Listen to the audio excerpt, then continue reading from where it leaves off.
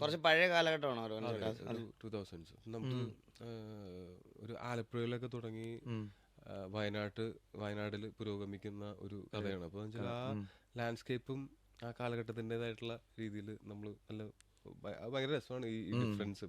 നമ്മൾ അപ്പർ കുട്ടനാട്ടിൽ നിന്ന് നമ്മൾ വയനാട്ടിലേക്ക് പോകുന്ന സമയത്ത് ഇവിടെ വെള്ളത്താൽ ചുറ്റപ്പെട്ട സ്ഥലവും അവിടെ കാടിനാൽ ചുറ്റപ്പെട്ട സ്ഥലവും അതിന്റെ ഒരു ഡിഫറൻസ് ഉണ്ട്. അപ്പൊ അതിന് ഇവന് ഈ സാഹചര്യത്തിൽ ജീവിച്ചവൻ ആ സാഹചര്യത്തിൽ എത്തുന്ന സമയത്ത് അവന് ഫീൽ ചെയ്യുന്ന കാര്യങ്ങൾ, ഈ പോലീസിന്റെ അകത്തുള്ള ഇവൻ എക്സ്പീരിയൻസ് ചെയ്യുന്ന കാര്യങ്ങൾ എന്നൊക്കെ പറഞ്ഞിട്ട് പിന്നെ അവിടുത്തെ ഒരു ആദിവാസി ഭൂസമരവും ഒക്കെ ഉണ്ട്. അപ്പൊ ഇവന്റെ പെർസ്പെക്റ്റീവിലാണ് കഥ പോകുന്നത്. പക്ഷെ ഇതിനകത്ത് വളരെ ഇമ്പോർട്ടൻ്റ് ആയിട്ടുള്ള ഭയങ്കര കലക്കൻ ക്യാരക്ടേഴ്സ് വേറെ ഉണ്ട്.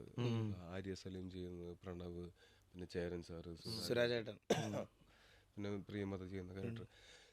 എനിക്ക് തോന്നുന്നു ഈ സിനിമയിൽ അതൊരു സിനിമയിൽ അങ്ങനെ വരുമ്പോൾ ഭയങ്കര അടിപൊളിയാണ്. എല്ലാ ക്യാരക്ടേഴ്സും ഭയങ്കര ഡിഫൈൻഡ് ആണ്. ചെറിയ ക്യാരക്ടേഴ്സ് ആണെങ്കിൽ ഡിഫൈൻഡ് ആണ്. അവർക്ക് അത് ഈ പറഞ്ഞ പോലെ ആ സിനിമയിൽ നമ്മൾ എന്ത് കാണിക്കുന്നു അതിനപ്പുറം ആ ക്യാരക്ടറിന് ജീവിതം ഉണ്ട് എന്ന് നമുക്ക് അവരുടെ സീനുകൾ ബേസ്ഡ് ഓൺ ട്രൂ ഇവന്റ്സ് എന്ന് കണ്ടായിരുന്നു. അത് ശരിക്കും നടന്നതാണ്, ബേസ്ഡ് ഓൺ ട്രൂ ഇവന്റ്സ് തന്നെയാണ്. നിങ്ങളൊക്കെ ഏത് വർഷം ജനിച്ച ആൾക്കാരാണ്? ഞാൻ 1997. ഞാൻ 2003. 2K ആണ്. ഇപ്പോൾ ഞാൻ 89 ആണ്. ഞാൻ ഈ ട്രാൻസിഷൻ ശരിക്കും കണ്ടിട്ടുള്ള ആളാണ്. അതെ.